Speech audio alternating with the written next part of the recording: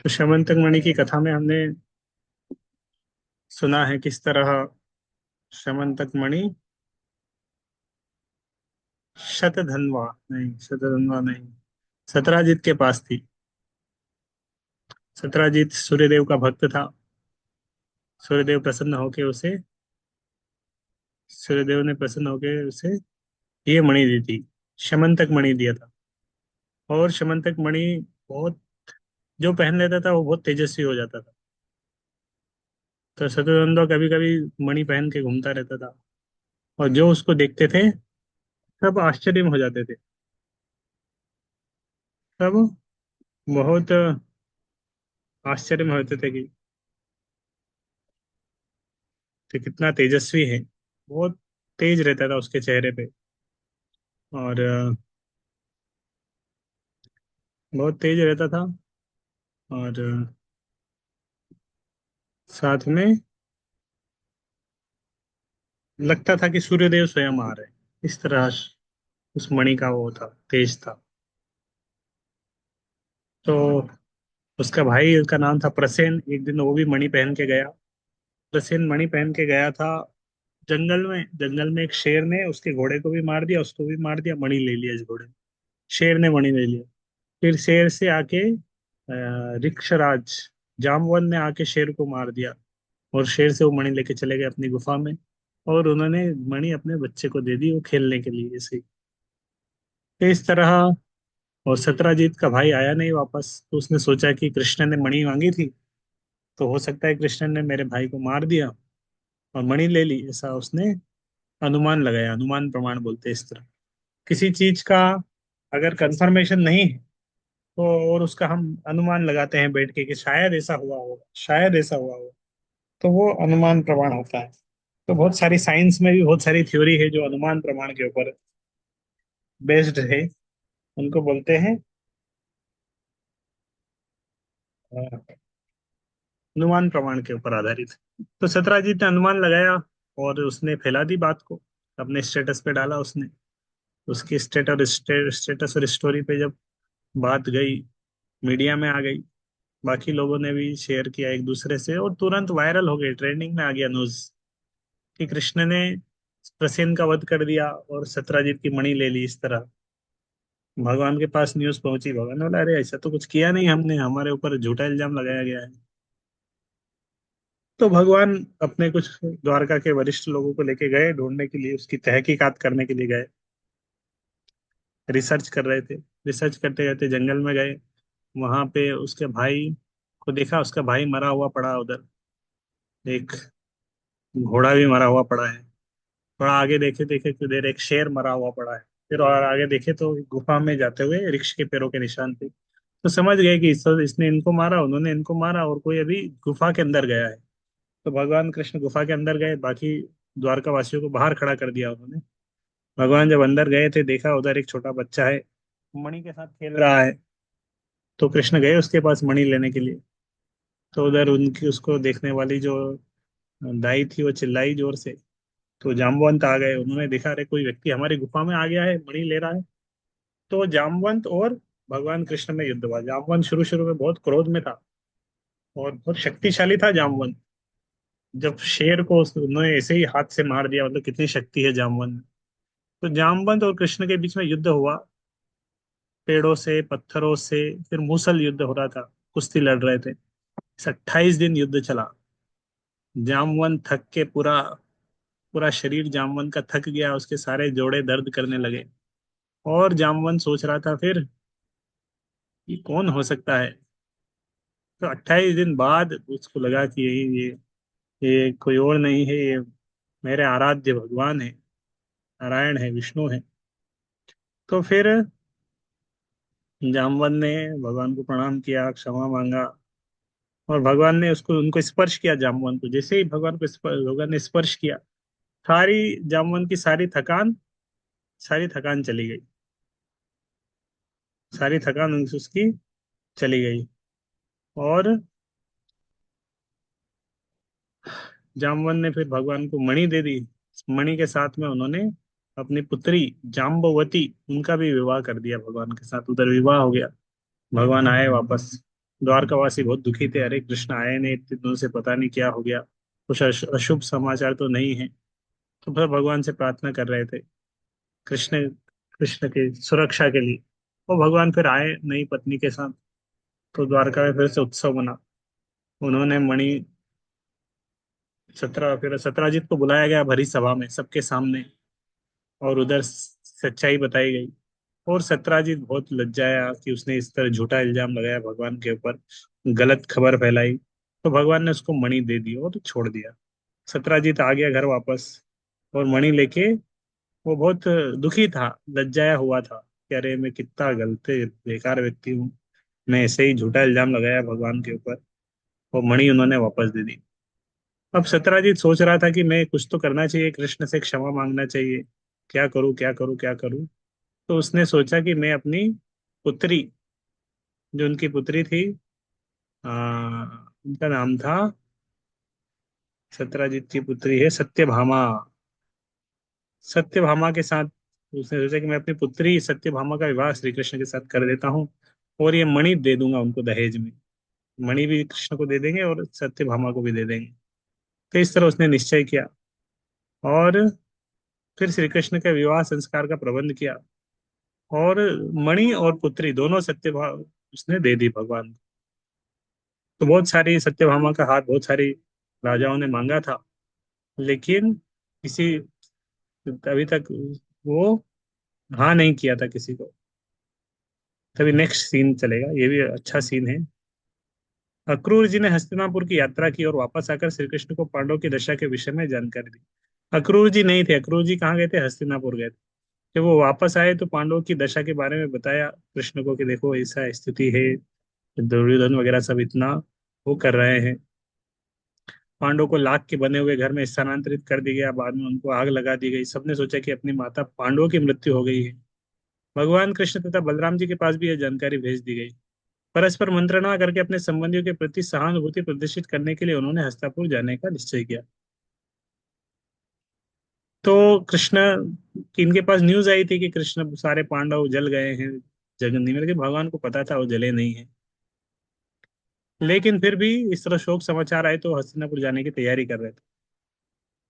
हस्तिनापुर पहुंचने पर श्री कृष्ण तथा बलराम विष्णुदेव से भेंट करने गए, क्योंकि वे कुरुवंश के प्रमुख थे। तदनंतर उन्होंने विदुर, गांधारी, द्रोण से भेंट की। कुरुवंश के अन्य सदस्य दुखी नहीं थे, क्योंकि वे स्वयं चाहते थे कि पांडव तथा उनकी माता की मृत्यु हो जाए। तो इस तरह कृष्ण बलराम अभी कहाँ गए, हस्तिनापुर चले गए। तो कुछ कुछ सब बहुत दुखी थे, भीष्म पितामह वगैरह सब। बाकी लोग नाटक कर रहे थे, कौरव वगैरह दुखी होने का। तो कृष्ण बलराम भी उधर शोक व्यक्त करते। जब श्री कृष्ण तथा बलराम जी द्वारका नगर से दूर थे, तब सत्राजीत से श्यमंतक मणि हरण्य का एक षड्यंत्र रचा गया।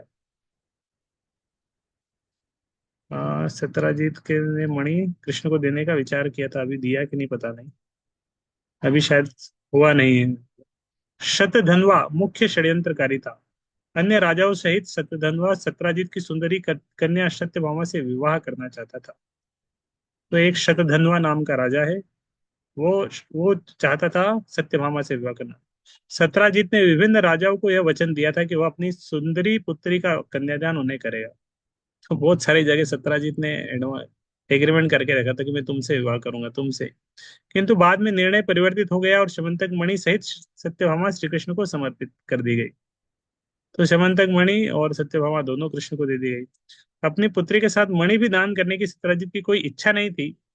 श्री कृष्ण को उसकी मानसिक स्थिति का ज्ञान था, अतः उन्होंने उसकी पुत्री को स्वीकार कर लिया, किंतु मणि लौटा दी।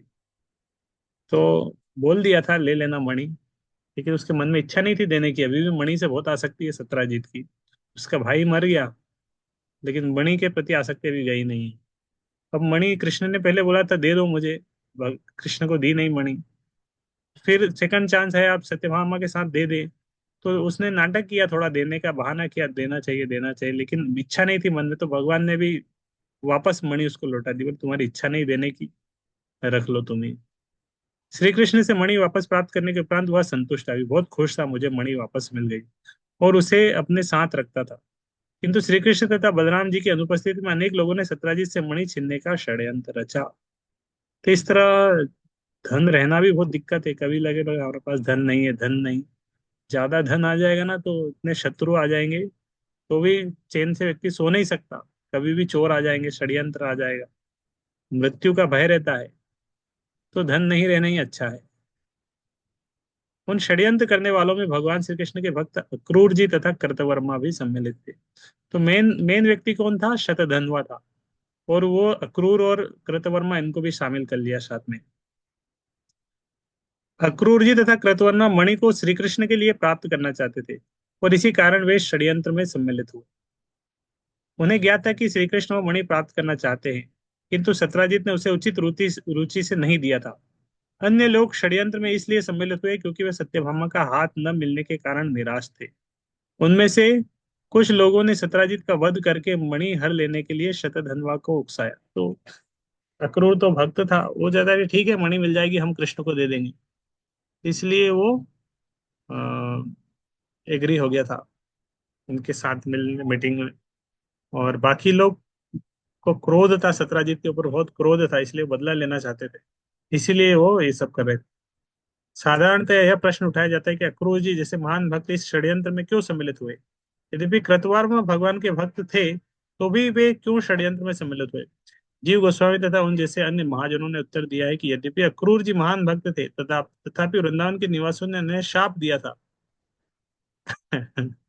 अक्रूर जी जब वृंदावन से कृष्ण बलराम को लेके गए थे, तो वृंदावन वासियों ने उनको श्राप दिया था। अक्रूर जी ने उनकी भावनाओं को चोट पहुंचाई थी, अतएव पापियों द्वारा घोषित षड्यंत्र में सम्मिलित होने के लिए उन्हें बाध्य होना पड़ा। इच्छा नहीं थी उनकी, लेकिन फिर भी थोड़ा सा प्रभाव तो हुआ उसका। उसी तरह कृतवर्मा एक भक्त थे, किंतु कंस से उस उनके घनिष्ठ संबंध के कारण वे भी पाप से दूषित थे। इसी कारण वे भी षड्यंत्र में सम्मिलित हुए। सभी षड्यंत्रकारियों के उकसाने पर एक रात्रि शतधन्वा ने सत्राजीत के घर में प्रवेश किया और सोते हुए सत्राजीत का वध कर दिया।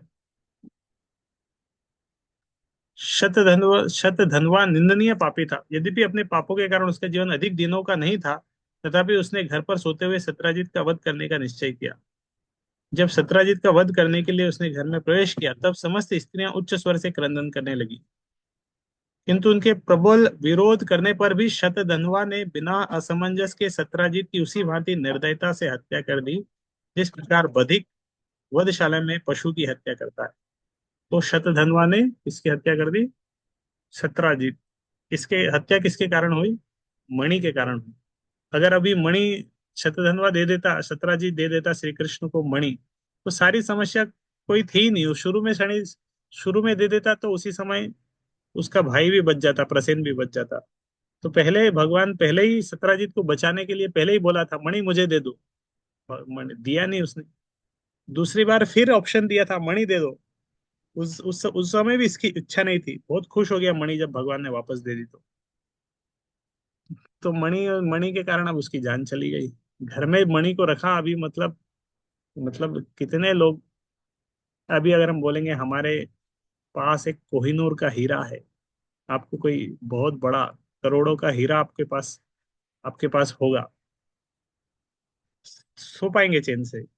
सो नहीं पाएंगे, सिक्योरिटी रखना पड़ेगी घर में। पता नहीं कहाँ कहाँ से इंटरनेशनल चोर डाकू सब आया, सबकी नजर पड़ी रहेगी कि अच्छा इनके घर में हीरा है।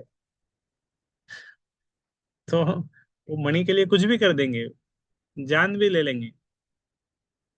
तो लोग एक चेन के लिए जान ले लेते हैं। तो तो इसीलिए शमंतक मणि के लिए शतधन्वा, सत्राजीत शमंतक मणि के कारण उसकी हत्या हो गई। श्री कृष्ण घर से अनुपस्थित थे, अतः सत्राजीत के वध की रात्रि उनकी पत्नी सत्यभामा पितृगृह में। तो कृष्ण तो उधर गए थे, हस्तिनापुर में गए थे। सत्यभामा ने सोचा अच्छा मौका है, चलो मैं पिताजी के घर जाती हूँ। तो सत्यभामा इधर ही सत्राजीत के घर में आई थी, पिता के घर में थी। सत्राजीत के मृत शरीर को तत्काल शमशान नहीं ले जाया गया, क्योंकि सत्यभामा श्री कृष्ण से मिलने हस्तिनापुर जाना चाहती थी। अतएव सत्राजीत के शरीर को तेल के पात्र में सुरक्षित रखा गया, जिससे श्री कृष्ण आकर सत्राजीत के मृत शरीर को देख सके और शतधन्वा के विरुद्ध उचित कार्रवाई करे। सत्यभामा ने अपने पिता की भयंकर मृत्यु के विषय में श्री कृष्ण को जानकारी देने के लिए तत्काल हस्तिनापुर के लिए प्रस्थान किया। जब सत्यभामा ने श्री कृष्ण के उनके ससुर की मृत्यु के विषय में सूचित किया, तब वे सामान्य मानव के समान विलाप करने लगे। तो भगवान के पास जब न्यूज गई सत्राजीत की मृत्यु हो गई, तो भगवान रो रहे थे एक सामान्य असुर उसकी तरह। फिर उनका गहन दुख एक अद्भुत वस्तु है। कर्म और कर्म के फल से भगवान श्री कृष्ण का कोई प्रयोजन नहीं है, किंतु एक मानव का अभिनय कर रहे थे। अतः उन्होंने सत्यभामा के पिता की मृत्यु पर अपनी पूर्ण सहानुभूति व्यक्त की, बहुत पूरी सहानुभूति के साथ रो रहे थे, क्योंकि अगर नहीं रोते तो सत्यभामा उधर देख लेती, अरे तुम रो नहीं रहे हो, मेरे पिताजी मरे हुए हैं। तो भगवान खेद प्रकट प्रकट कर रहे थे, नहीं अच्छा नहीं हुआ, ससुर जी की मृत्यु हुई। अपने ससुर की मृत्यु के विषय में सुनकर उनके नयन अश्रुओं से पूर्ण हो गए। वे इस प्रकार विलाप करने लगे, ओ कितनी दुखद घटना हो गई। इस प्रकार अपनी पत्नी सत्यभामा सहित श्री कृष्ण तथा बलराम जी तत्काल द्वारका लौट आए और शतधन्वा का वध करने तथा मणि को हर लेने की योजना बनाने लगे, क्योंकि अभी मणि वापस चाहिए, क्योंकि शतधन्वा मणि के लेके चला गया है। तो शतधन्वा का वध भी करना है, मणि चाहिए। यद्यपि शतधन्वा नगर का एक शक्तिशाली व्यक्ति था, तथापि वह श्री कृष्ण से अत्यधिक भयभीत था। शतधन्वा को भी डर था भगवान से, कृष्ण से वो बहुत डरता था। इस प्रकार श्री कृष्ण के आगमन से उसके भय में और वृद्धि हो गई। अपने वध की श्री कृष्ण की योजना को समझकर वह तत्काल कृतवर्मा का आश्रय लेने गया। उसने सोचा कि अब मैं मरने वाला, तो कृतवर्मा के पास गया। किंतु जब उसने कृतवर्मा से आश्रय देने की प्रार्थना की, तब उन्होंने कहा, मैं श्री कृष्ण तथा बलराम जी को कभी भी अप्रसन्न नहीं करूंगा, क्योंकि वे सामान्य व्यक्ति नहीं, वे श्री भगवान है। जिसने श्री कृष्ण तथा बलराम जी के प्रति अपराध किया हो, मृत्यु से उसकी रक्षा कौन कर सकता है। उनके क्रोध से किसी की रक्षा नहीं की जा सकती। कृतवर्गा ने आगे कहा कि यद्यपि कंस शक्तिशाली था तथा अनेक असुर उसके सहायक थे, तथापि श्री कृष्ण के कोप से उसकी रक्षा नहीं हो सकी। जरासंध के विषय में क्या कहे, जिसे श्री कृष्ण ने 18 बार पराजित किया और प्रत्येक बार उसे युद्ध से निराश लौटना पड़ा। जब कृतवर्मा ने सहायता करना अस्वीकार कर दिया, तब शतधन्वा अक्रूर जी के पास गया और उनकी सहायता की याचना की। शतधन्वा ने समझ गया कि अब मृत्यु आ रही है मेरी, बचना है। तो किसके पास गया, कृतवर्मा के पास। उसने बोला हटा दिया, अक्रूर जी के पास गया।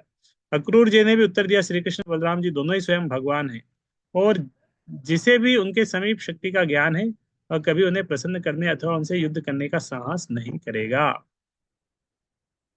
तो सत्राजित शतधन्वा शतधन्वा ने सत्राजित का वध कर दिया। अब उसको अपनी मौत का डर था, क्योंकि कृष्ण उसको छोड़ेंगे नहीं। तो शतधन्वा कृतवर्मा के पास गया और अक्रूर जी के पास गया, दोनों ही पीछे हट गए। उन्होंने शतधन्वा को आगे सूचित किया, श्री कृष्ण तथा बलराम जी इतने शक्तिशाली है कि इच्छा मात्र से वह समस्त सृष्टि की रचना कर रहे हैं, उसका पालन और संहार कर रहे हैं। यद्यपि समस्त सृष्टि पूर्ण रूपेण श्री कृष्ण के नियंत्रण में है, तथापि दुर्भाग्यवश जो व्यक्ति भ्रम से भ्रमित हो गए हैं, वे उनकी शक्ति को नहीं समझ सकते हैं। उन्होंने उदाहरण दिया कि 7 वर्ष की आयु में भी श्री कृष्ण ने गोवर्धन पर्वत को उठा लिया था, और जिस प्रकार कोई बालक छोटी सी छतरी लिए रहता है, वैसे ही उन्होंने इस पर्वत को 7 दिन तक उठाए रखा। अक्रूर जी ने शतधन्वा को स्पष्ट रूप से सूचित किया कि वे सदैव श्री कृष्ण को सादर प्रणाम करेंगे। श्री कृष्ण समस्त निर्मित वस्तुओं के परमात्मा है, समस्त कारणों के आदि कारण है। जब अक्रूर जी ने भी शतधन्वा को आश्रय देना अस्वीकार कर दिया, तब उसने श्यमंतक मणि अक्रूर जी के हाथों में देने का निश्चय किया। तदंतर तीव्र गति से निरंतर 400 मील तक दौड़ सकने वाले एक घोड़े पर सवार होकर वह नगर से भाग गया। तो शतधन्वा अक्रूर जी के पास गया, तो सोच रहा कि अब ये भी कुछ नहीं कर रहे हैं। तो उसने क्या है कि पहले तो मणि से बचना है, क्योंकि मणि के कारण ऑलरेडी सत्राजीत की मृत्यु हो गई। सत्राजीत ने मणि को छोड़ा नहीं, इसीलिए उसकी मृत्यु हो गई। तो सबसे पहले शतधन्वा ने मणि को छोड़ा कि मणि से, तो मणि किसको दे दिया, अक्रूर जी को दे दिया। बोले ये मणि पकड़ो, मैं अपनी जान बचा के भागता हूँ। तो शतधन्वा ने मणि अक्रूर जी के हाथ में मणि दे दी और वो भाग गया। 400 मील दूर भाग गया घोड़े के ऊपर। तो कृष्ण बलराम को शतधन्वा के भागने की जानकारी मिली, तो वे गरुड़ से अंकित ध्वज वाले अपने रथ पर सवार हो गए, तत्काल उसका पीछा किया। श्री कृष्ण शतधन्वा से विशेष रूप से क्रुद्ध थे और उसका वध करना चाहते थे, क्योंकि उसने एक श्रेष्ठ पुरुष सत्राजित का वध किया था। सत्राजित श्री कृष्ण के ससुर थे, और शास्त्रों का आदेश है कि जो कोई भी गुरुजनों के प्रति द्रोह करता है, अर्थात गुरुद्रोही व्यक्ति को उसके अपराध के अनुरूप अवश्य ही दंड दिया जाना चाहिए। शतधन्वा ने श्री कृष्ण के ससुर का वध किया था, अतएव श्री कृष्ण ने किसी भी भांति उसका वध करने का दृढ़ निश्चय किया था। शतधन्वा अश्व हाँफ उठा और मिथिला में एक उपवन के समीप मर गया। तो उसके घोड़े ही मर गए। घोड़े की सहायता न मिलने से शतधन्वा तीव्र गति से दौड़ने लगा। शतधन्वा के प्रति यायोचित व्यवहार करने के लिए श्री कृष्ण तथा बलराम जी भी रथ से उतर गए और दिल ही शतधन्वा का पीछा करने लगे। जब शतधन्वा श्री कृष्ण दोनों ही पैदल भाग रहे थे, तब श्री कृष्ण ने अपने चक्र से शतधन्वा का शीश काट दिया। शतधन्वा का वध होने के पश्चात श्री कृष्ण ने उसके वस्त्रों में शमंतक मणि ढूंढी, किंतु मणि उन्हें नहीं मिली। तब वे बलराम जी के समीप लौटे और कहा, हमने इस व्यक्ति का व्यर्थ में ही वध कर दिया, क्योंकि मणि इसके पास नहीं मिली। श्री बलराम ने सुझाव दिया, हो सकता है कि मणि द्वारका में किसी और व्यक्ति के संरक्षण में रखी गई, अतएव यही श्रेष्ठ होगा कि तुम द्वारका लौट जाओ और मणि को ढूंढ निकालो। श्री बलराम जी ने कुछ दिन मिथिला नगर में रहने की इच्छा व्यक्त की, क्योंकि मिथिला के राजा उनके घनिष्ठ मित्र थे। तो बलराम जी ने बोला, मैं इधर ही रहता हूँ मिथिला में कुछ दिन, तुम जाओ वापस द्वारका। अतएव श्री कृष्ण द्वारका लौट गए और बलराम जी ने मिथिला नगर के लिए प्रस्थान किया। जब मिथिला के राजा ने अपने नगर में श्री बलराम का आगमन सुना, तो वह अत्यंत प्रसन्न हो गए और अत्यधिक आदर सत्कार पूर्वक उन्होंने भगवान का स्वागत किया। ठीक है, यहीं रखते हैं अभी, और इसका एक पार्ट बाकी है, कैसे अक्रूर जी के पास फिर जाते हैं और वो मणि मिलती है। तो वो वाला सीन हम कल पढ़ेंगे। कल फिर ये अध्याय पूरा हो जाएगा। हरे कृष्ण। लीला पुरुषोत्तम भगवान श्री कृष्ण की जय, श्रील प्रभुपाद की जय।